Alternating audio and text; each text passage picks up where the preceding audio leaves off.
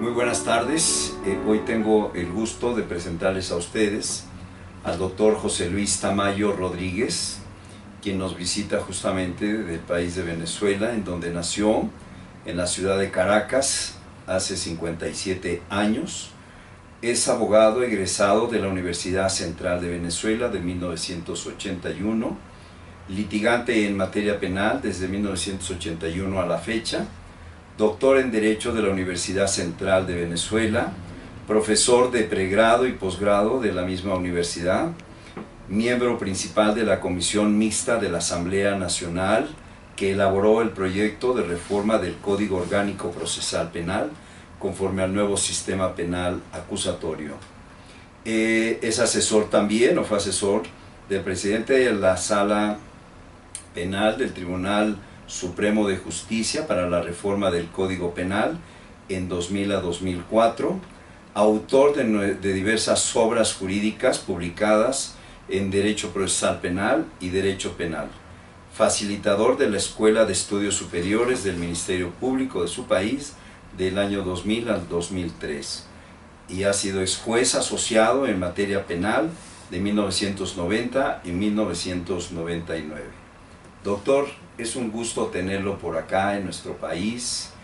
y de verdad le damos la bienvenida y esperemos que llevemos a cabo una charla amena a fin de que quienes nos puedan escuchar a través de los medios electrónicos que nos disponemos difundir sus experiencias, sus conocimientos, sobre todo en lo que le ha correspondido a usted como jurista en Venezuela, la implementación del sistema penal acusatorio, porque como usted sabe, en México también a partir del 2008 tuvimos una reforma importante a nuestro sistema jurídico penal en ese sentido. Y desde luego, pues aparte de darle la bienvenida, pues quisiera que usted pudiéramos llevar a cabo esta charla en ese sentido. Sea usted bienvenido, doctor. Buenas tardes, maestro Arturo Flores Albor. El placer y la satisfacción es mía de poder estar en estas cálidas tierras aztecas a las cuales me siento arraigado de alguna manera,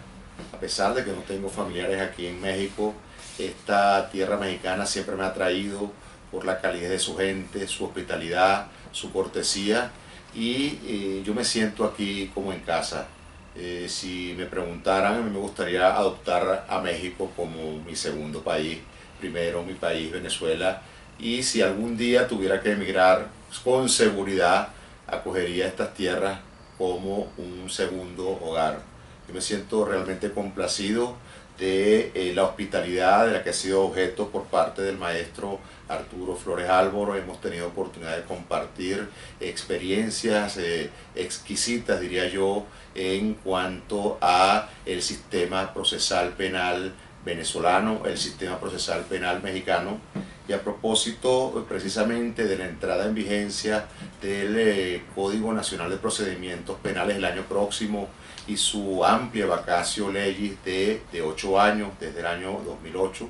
Y yo en mi última visita a México, en diciembre pasado, que me enteré precisamente de esa circunstancia de reforma, de ese cambio de sistema, me preocupé mucho en indagar, estudiar, analizarlo, porque soy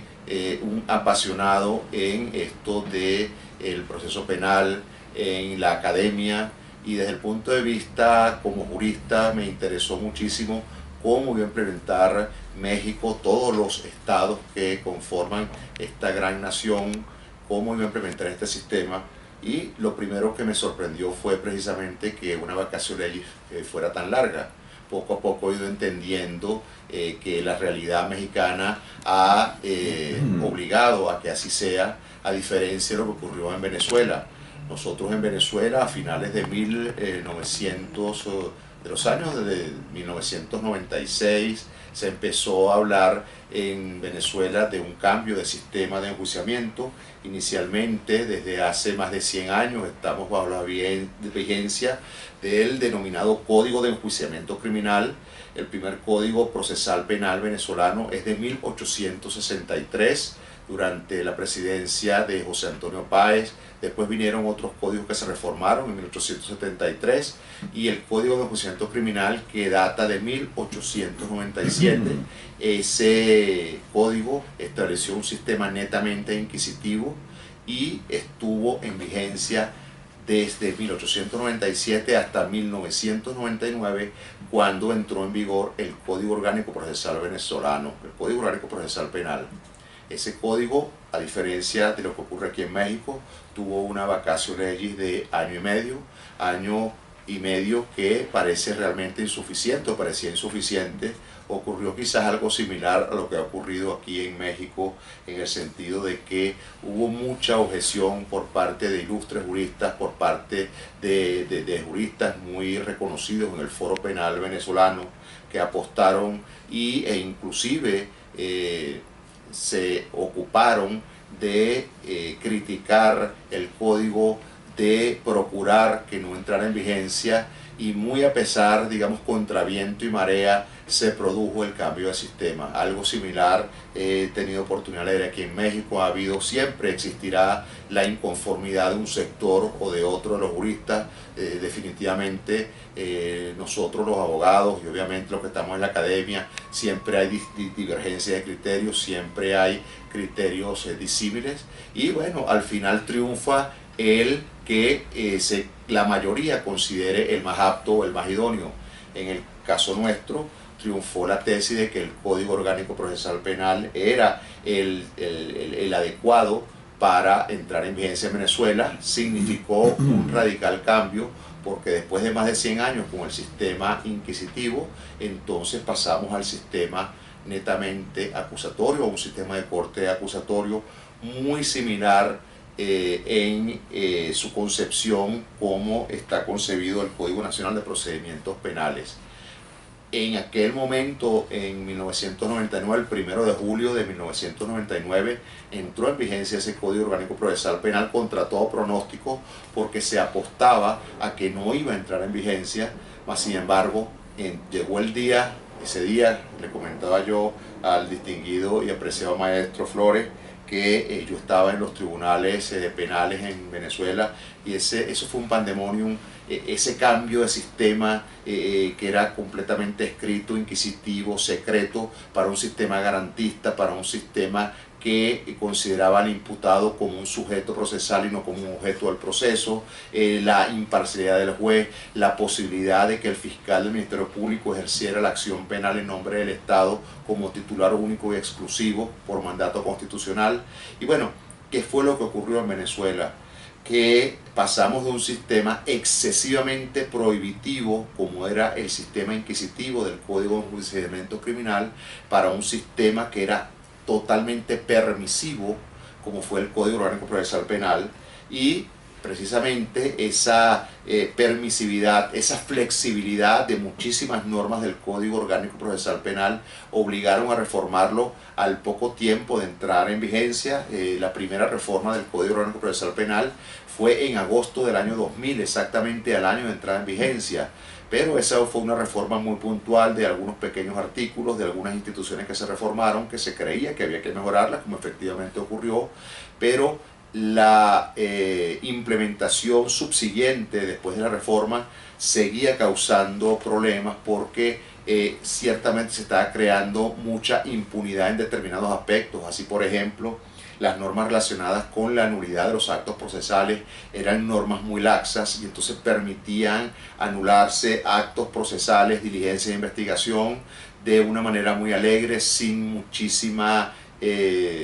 sin mucha oportunidad, digamos, para la fiscalía de oponerse a la nulidad, porque el código lo permitía. Y entonces se fue creando una matriz de opinión muy contraria al Código Orgánico Procesal Penal, y aquellos que abogaban por que el código no servía, que no podía ser implementado en Venezuela, entonces tomaron otra vez la bandera de que el código había que derogarlo, que definitivamente teníamos que volver al sistema de enjuiciamiento criminal, que ese código era fuente de impunidad. Y llegó el año 2001, me tocó entonces participar junto con otros juristas venezolanos, procesalistas especializados en materia penal, a una labor de reforma del Código Orgánico Procesal Penal.